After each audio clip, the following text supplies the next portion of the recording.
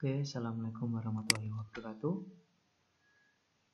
Kita hari ini waktunya pembelajaran PPKN ya. Bersama saya, Pak David Adi Putrajaya.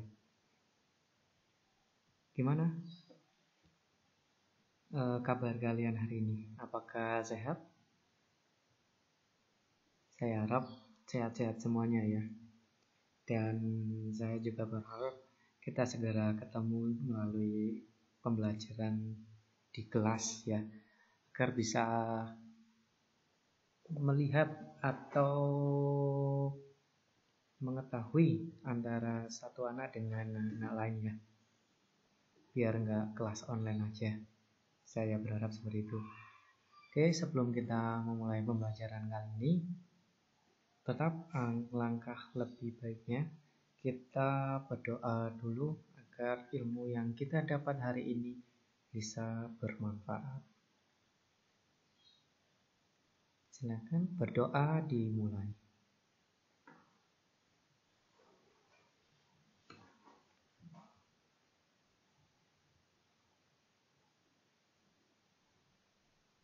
Oke, cukup ya. Kita masuk ke pertama, sejarah lahirnya Pancasila. Oke, ini ada yang gambar apa?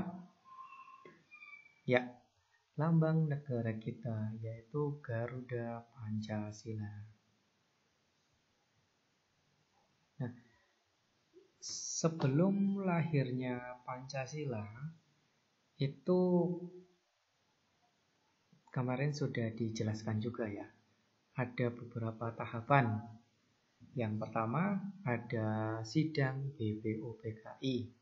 Nah, di dalam sidang BPUPKI sendiri itu yang sidang pertama dimulai tanggal 29 Mei sampai 1 Juni. Isinya apa atau membahas tentang apa? Pembahasan dari sidang BPUPKI yang pertama yaitu membahas dasar-dasar negara Indonesia. Nah, yang diberi kesempatan itu siapa saja? Ada 3. Yang pertama itu ada Mr. Muhammad Yamin. Diberi kesempatan pada tanggal 29 Mei 1945. Sedangkan untuk sidang yang kedua, pembicara yang kedua itu diberikan kesempatan kepada Mr. Supomo, yaitu pada tanggal 31 Mei 1945. Dan kesempatan atau giliran yang terakhir itu diberikan kepada I.R. Soekarno, yaitu pada tanggal 1 Juni 1945. Oke, saya juga sudah ada fotonya dari sidang BPUPKI yang pernah dijalankan. Nah, gambarannya itu seperti ini. Ini ketika sidang BPUPKI sedang berlangsung ya. Oke, setelah sidang BPUPKI ada beberapa usulan dari sidang ini. Tadi yang diberi kesempatan yang pertama kan ada Muhammad Yamin. Nah, Muhammad Yamin ini itu mengemukakan 5 dasar. Yang pertama, beri kebangsaan, beri kemanusiaan, beri ketuhanan, beri kerakyatan, dan kesejahteraan rakyat.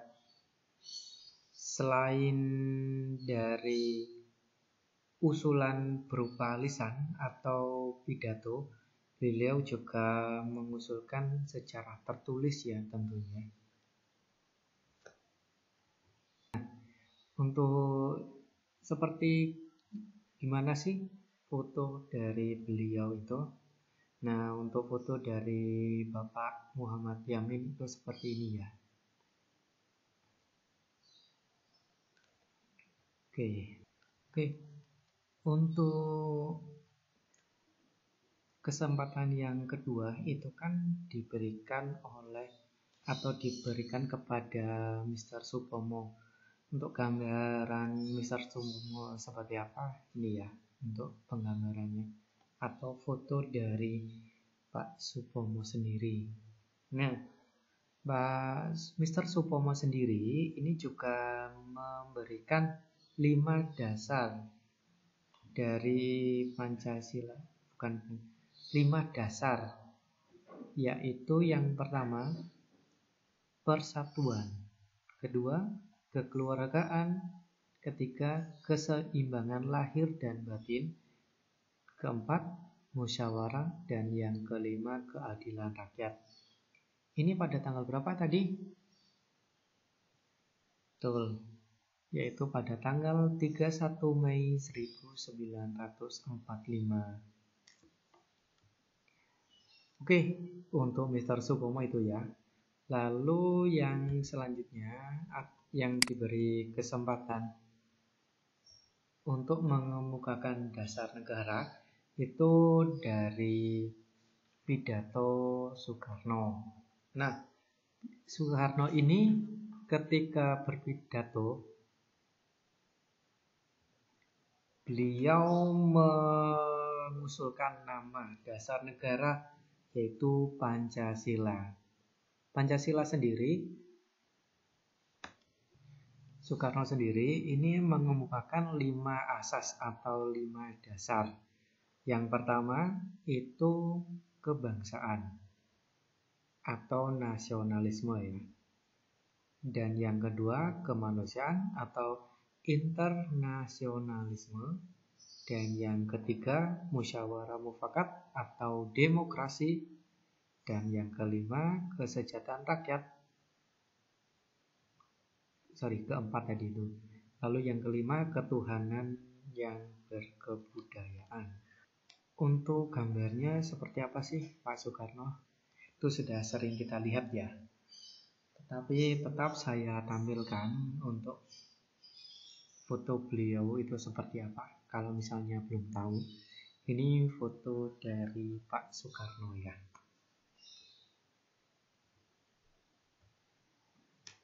Setelah Pak Soekarno mengemukakan 5 dasar menurutnya, tapi masih belum disepakati dasar negara itu seperti apa. Nah, maka dari itu Pak Soekarno membentuk sebuah panitia kecil yang namanya Panitia 9. Panitia 9 ini terdiri dari beberapa tokoh ya, atau terdiri dari beberapa golongan. Nah, di dalam Panitia 9 ini ada beberapa orang, yaitu 9 orang ya, diketuai oleh Ir Soekarno. Untuk anggotanya sendiri itu ada Muhammad Hatta, ada Muhammad Yamin, ada Abdul Kahar Muzafir, lalu ada Kiai Haji Abdul Wahid Hasyim, dan ada Haji Agus Salim, lalu ada Mr. Ahmad Subarjo, dan ada Abi Kusno Cokro Sujoso, dan yang terakhir itu ada Mr. A.A. Maramis. Itu dari Panitia 9. Nah, dari Panitia 9 sendiri ini itu menghasilkan yang namanya Piagam Jakarta, atau bisa juga disebut Jakarta Charter ya. Nah, kira-kira apa sih isi dari Piagam Jakarta ini? Oke, yang pertama itu ketuhanan dengan kewajiban menjalankan syariat Islam bagi pemeluk-pemeluknya. Dan yang ini contoh dari Piagam Jakarta ya. Seperti apa bentuknya? Ini seperti ini, Piagam Jakarta dulu. Oke, ini untuk sila yang pertama. Untuk sila yang kedua itu kemanusiaan yang adil dan beradab. Dan yang ketiga, persatuan Indonesia. Yang keempat, kerakyatan yang dipimpin oleh hikmat, kebijaksanaan dalam permusyawaratan perwakilan. Dan yang kelima, keadilan sosial bagi seluruh rakyat Indonesia. Nah, di sini itu juga terjadi perdebatan. Kenapa? Karena ketika itu Indonesia kan terdiri dari berbagai suku, ras, dan agama. Maka dari itu,